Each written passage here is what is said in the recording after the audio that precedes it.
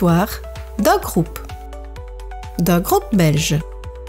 Notre passion, parcourir les routes sur nos canames, découvrir de nouveaux paysages, sentir le vent, s'évader quoi. Oups, j'ai omis la grande révélation. Voici les 2 voix magiques qui animent nos vidéos, Hugues et Isa. Mais ce n'est pas nous qui avons concocté cette aventure. C'est eux, les maestros de voyage, Daniel et Christiane. Ils ont préparé ce road trip entre route et marais environ 7 mois plus tôt. Nous avons quitté Sydney le 26 mai pour nous diriger vers le village de vacances à Bléré-aux-Plages où nous allons profiter jusqu'au 1er juin.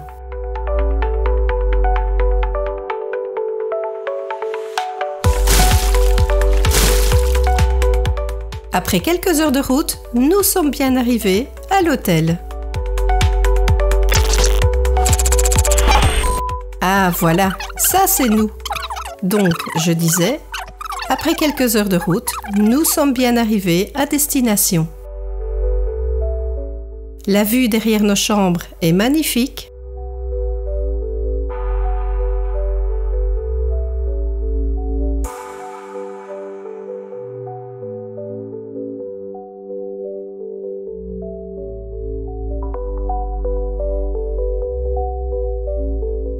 Après s'être un petit peu délassés et quelques photos souvenirs, il est temps pour nous d'aller se reposer car une belle journée nous attend le lendemain.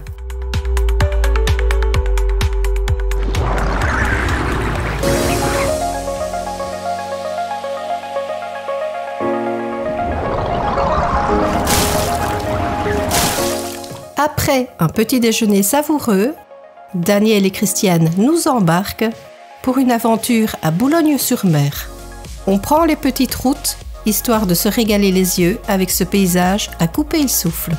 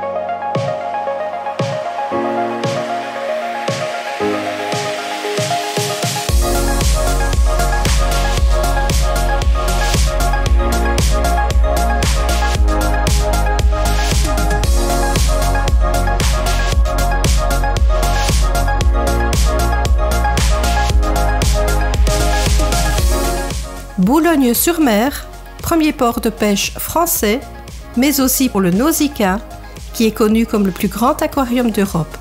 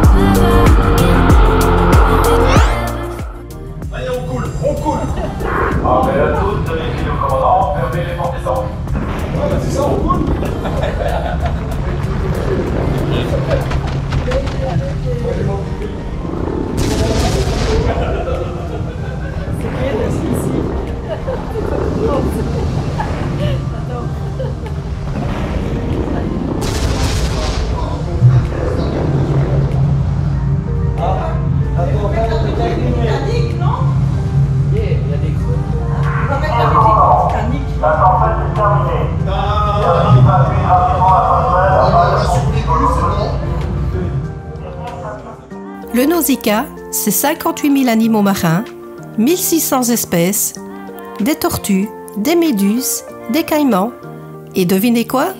Une licorne. Oui, oui, ça existe vraiment. Nous avons aussi déniché la nouvelle passion de Hugues, papoter avec les otaries. Ils partagent des secrets comme de vieux amis.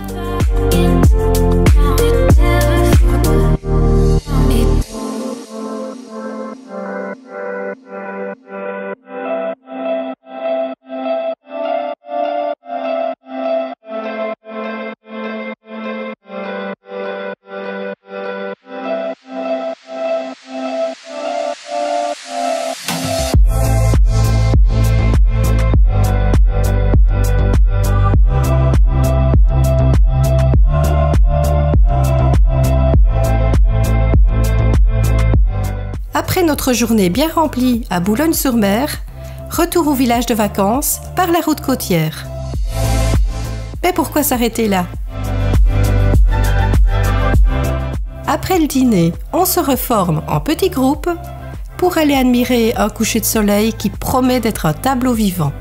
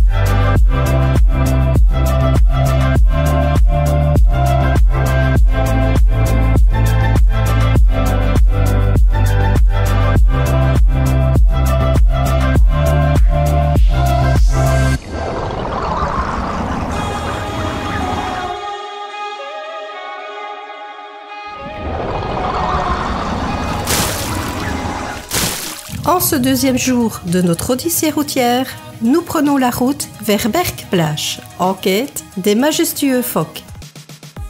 Enfin, c'est notre souhait, car nous sommes impatients de découvrir ces fabuleux moustachus.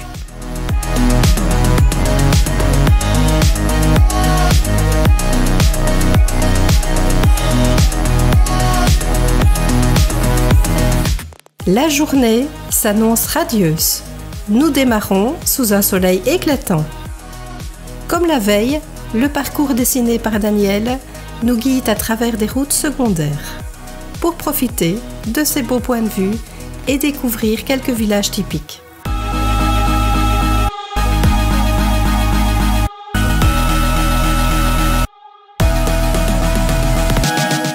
Mais le ciel commence déjà à s'assombrir.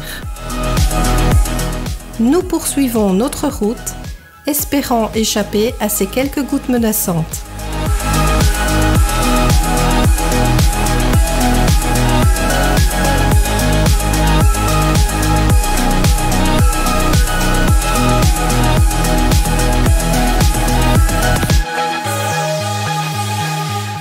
Et là, le flair de Daniel lui murmure de nous arrêter.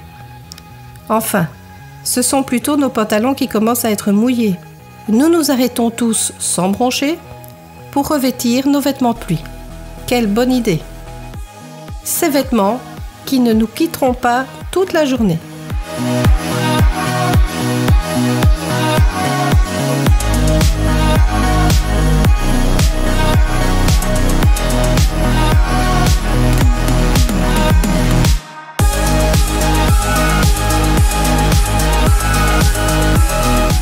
Notre ami Tom Tom, tel un navire en détresse, commence lui aussi à prendre l'eau, tout comme nous.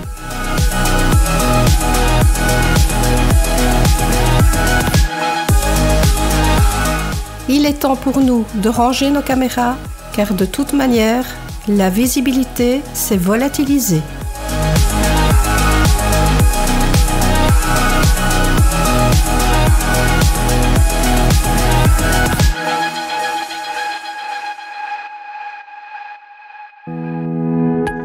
Après quelques kilomètres sous cette pluie battante, nous arrivons enfin à notre havre de paix où nous pourrons nous restaurer et surtout nous réchauffer et nous sécher un peu car nous sommes bien trempés. Un grand merci aux restaurateurs des Terrasses du Green de nous avoir gracieusement permis d'utiliser ces chaises et porte-manteaux comme séchoir. Après avoir immortalisé nos machines sur pellicule, à la demande du tenancier des terrasses, nous reprenons notre chemin.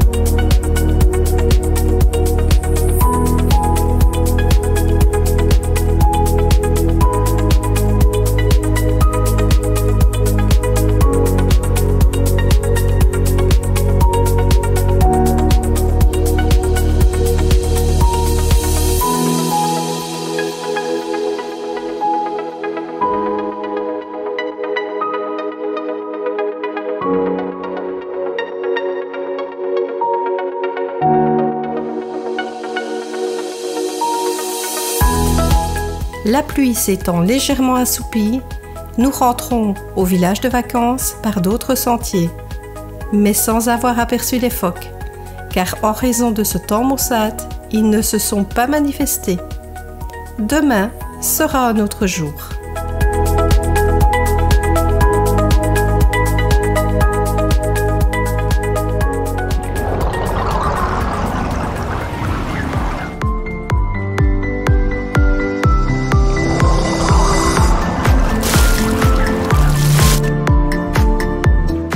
Pour ce mercredi 29 mai, préparez-vous à une aventure épique à Saint-Omer.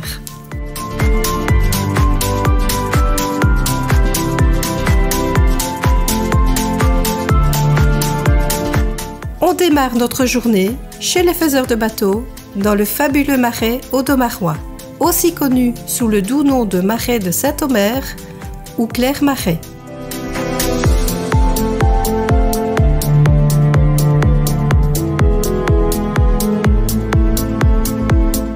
Cette zone humide, classée réserve de biosphère par l'UNESCO, c'est 700 km de voies d'eau, 170 navigables, le tout s'étalant sur 3700 hectares.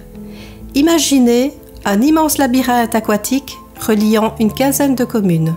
Aujourd'hui, une poignée de maraîchers continue de faire vivre ces marais en cultivant une cinquantaine de légumes différents.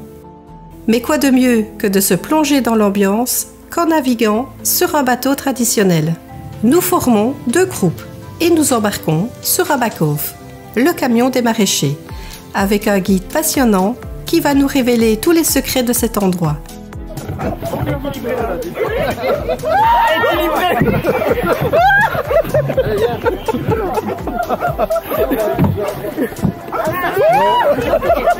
Alors là on se dit oh c'est bien, on s'aime bien et tout. On se décale, allez. On se décale. On met autant au début.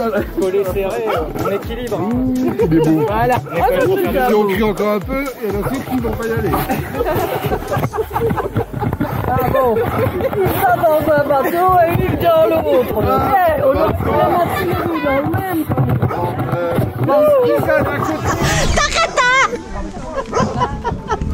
Faites pas bouger s'il vous plaît. Ah ben si ça va forcément bouger. Ça, arrête de crier. Elle est assise dans le fond. Oui, elle est assise dans le fond du titre.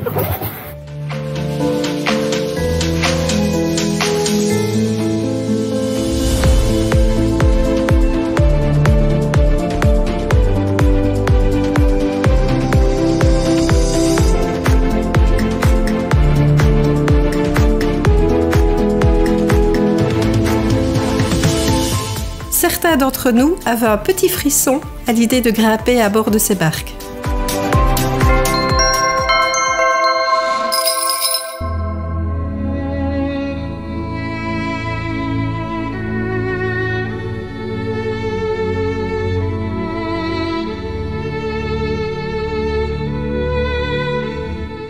Mais une fois installée, la magie a opéré. Un moment inoubliable de sérénité.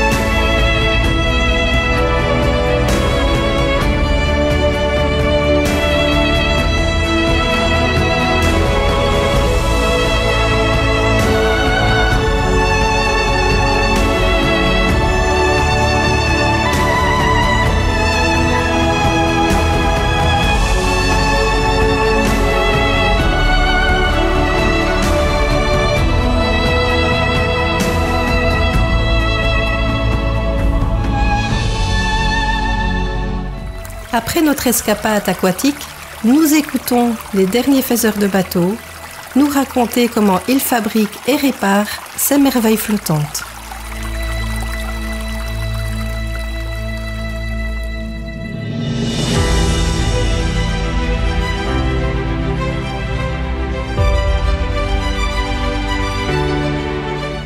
L'après-midi, on traîne près de Saint-Omer.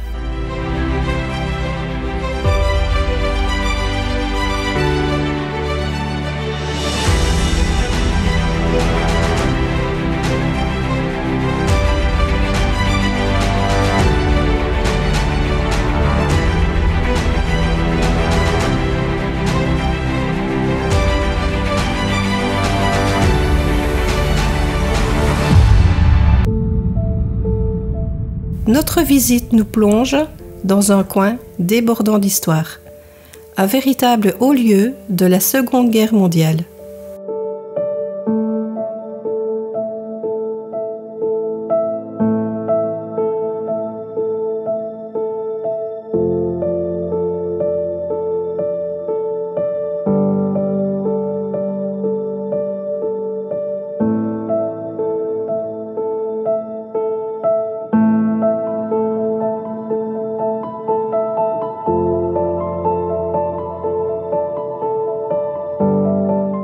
Nous sommes équipés de nos casques audio et prêts à remonter le temps.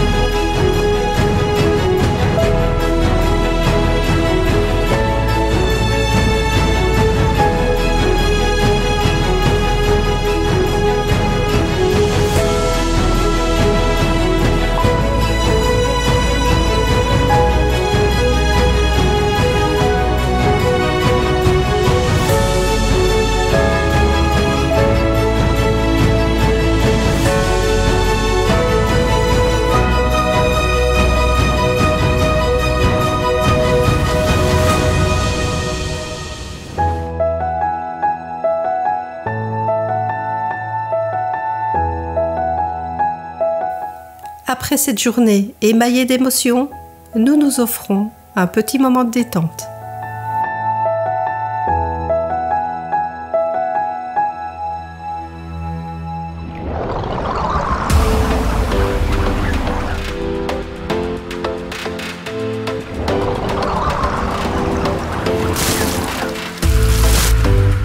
Ce jeudi, nous nous engageons dans une aventure au cœur des Ch'tis de Bergues.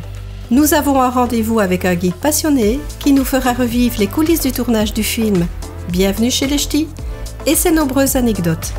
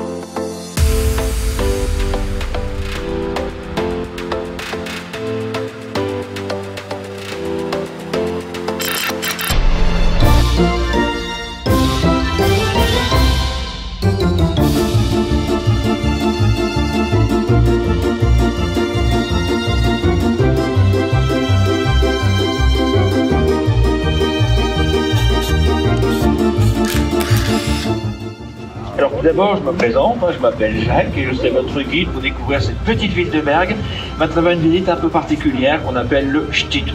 Alors pourquoi visite particulière?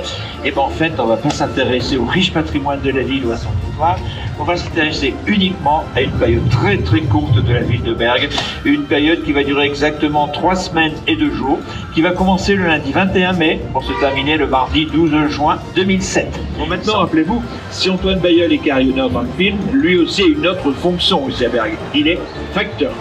Et bien pour faire aussi bien que dans le film, je serai non seulement le carillonneur, le vrai, mais pour vous et rien que pour vous, je serai également le facteur. C'est ce qui va me permettre de vous emmener faire la tournée du facteur. Alors par contre, je vais peut-être vous décevoir tout de suite. C'est que si on va bien voir la plupart des maisons de la tournée, hors de question de rentrer à l'intérieur pour la voir un tout. Ah ouais, je sais, c'est dur, mais c'est comme ça.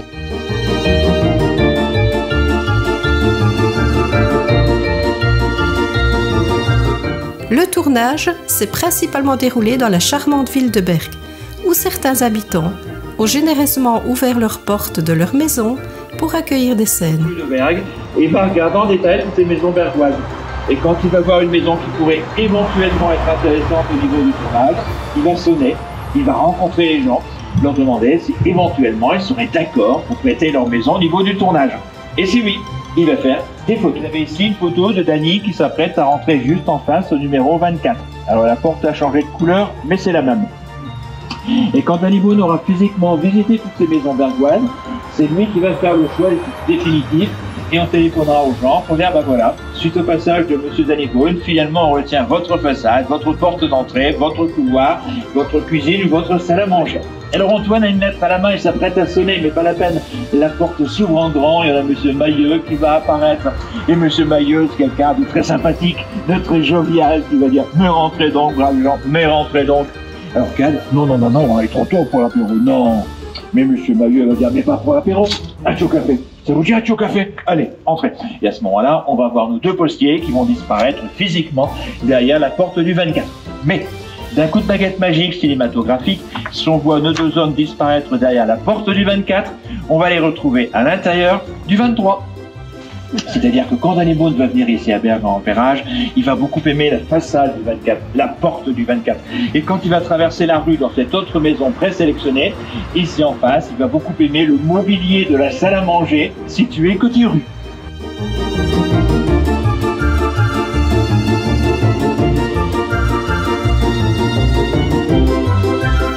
Toutefois, pour des raisons techniques, certaines séquences furent filmées en studio, notamment celle mettant en scène le carillon de Berck, car l'espace au sommet du beffroi manquait de place pour la magie du tournage.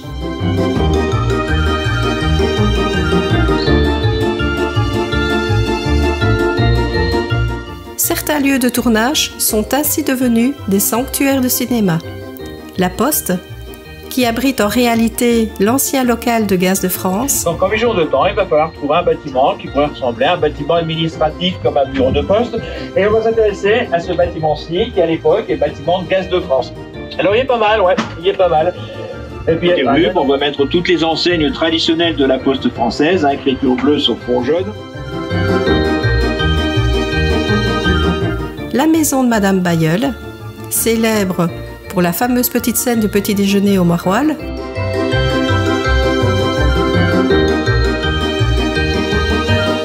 ainsi que le pipi dans le canal lors de la mémorable tournée du Facteur. De plus, le beffroi, déjà couronné au patrimoine mondial de l'humanité par l'UNESCO, a gagné une renommée internationale, se hissant une belle place sur l'affiche du film. Cadeau absolument phénoménal. Alors merci à Danny Boone, merci à vous de votre attention. Il me reste à vous souhaiter une excellente journée. Merci. Merci.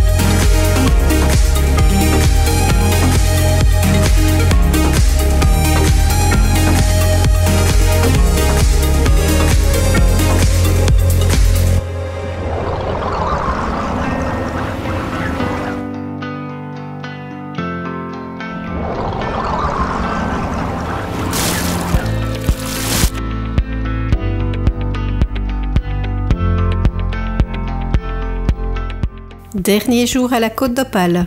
Demain, cap sur la Belgique. Ce vendredi, direction le fabuleux site des Deux Caps, entre Boulogne et Calais, des lieux incontournables de la Côte d'Opale.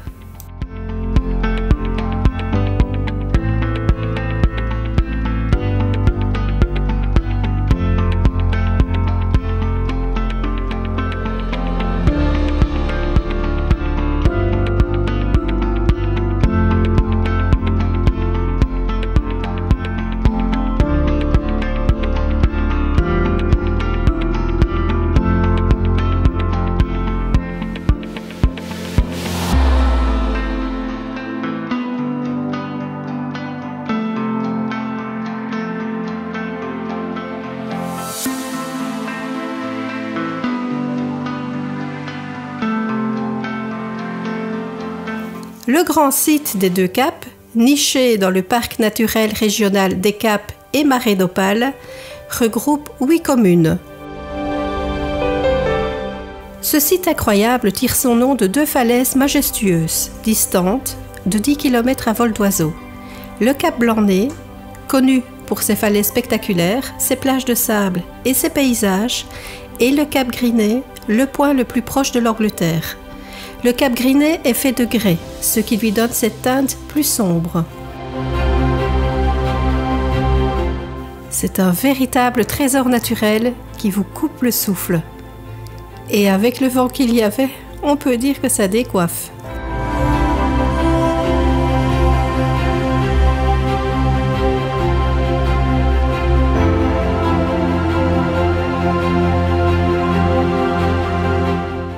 Heureusement que Sylvie était dans le coin, sinon Hugues aurait pris son envol.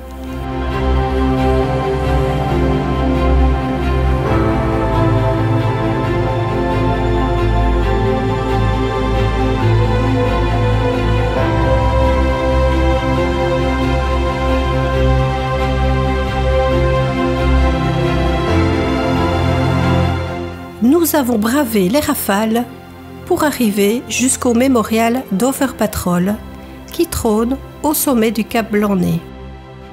Ce mémorial rend hommage au courage des marins anglais et français qui ont défendu le détroit pendant la Première Guerre mondiale.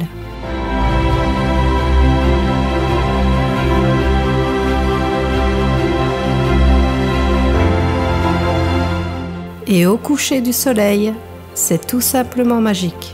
Vous vous rappelez ce lundi après le dîner, quand on s'est enfui en petits groupes pour contempler ce fabuleux coucher de soleil?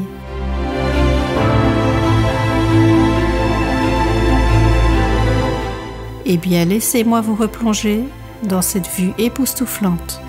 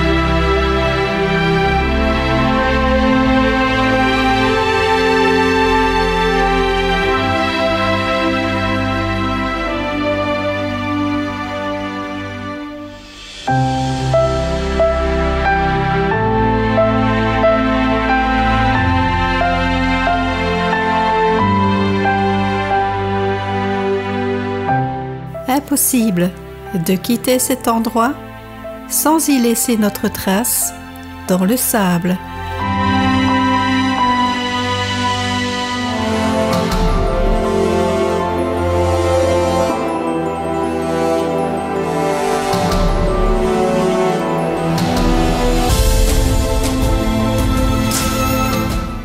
On regagne l'hôtel par les mêmes chemins, juste pour savourer encore un peu ces paysages magnifiques, même si la pluie nous joue des tours et nous cache le spectacle.